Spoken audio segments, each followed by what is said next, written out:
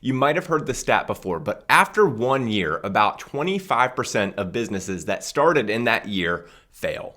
And after 5 years, that number is almost 50%. Now, obviously, there's a lot of reasons why businesses can fail, but in my opinion, two of the top reasons are not understanding your customer and trying to be the best at everything instead of being the best at one single thing. Now, the second concept that I just mentioned is something that applies in digital marketing as well.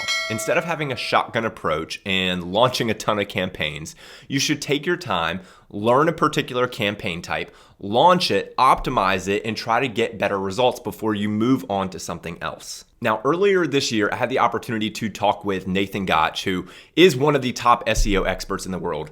Nathan runs a popular SEO academy. He runs a YouTube channel that has around 100,000 subscribers. And we had a conversation about the topic of niching down. Now, he'll go into more detail in this conversation, but niching down is the process of starting with something small and mastering that before you move on to something else. There's a famous quote that says, if you try to master everything, you'll master nothing. So in this week's video, I want to share a segment from my conversation with Nathan Gotch on this very topic on niching down. This can apply to all areas of your digital marketing campaigns, including your SEO and your PPC campaigns. So if you're excited about learning about this concept that Nathan believes in and I strongly agree with, like this video and let's dive in.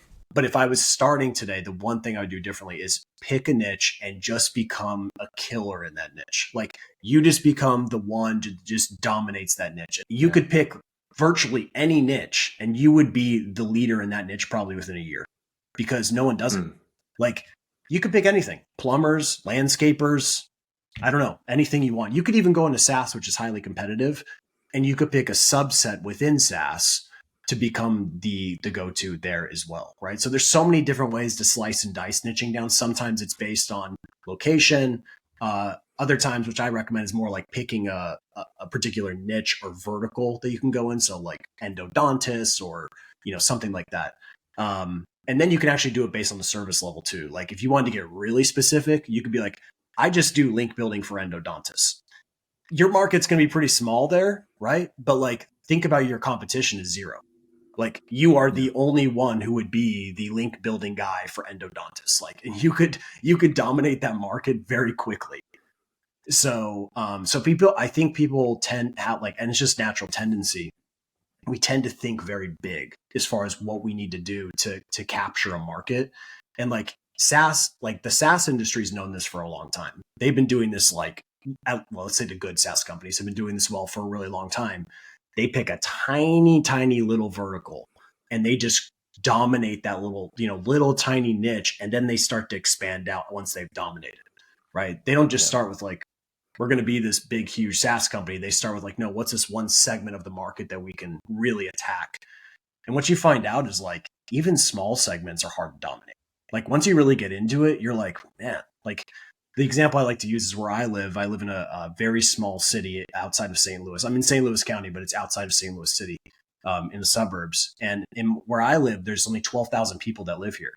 Oh, wow. It's not a lot in this one little city, but there's almost 100 businesses in just this one little tiny city.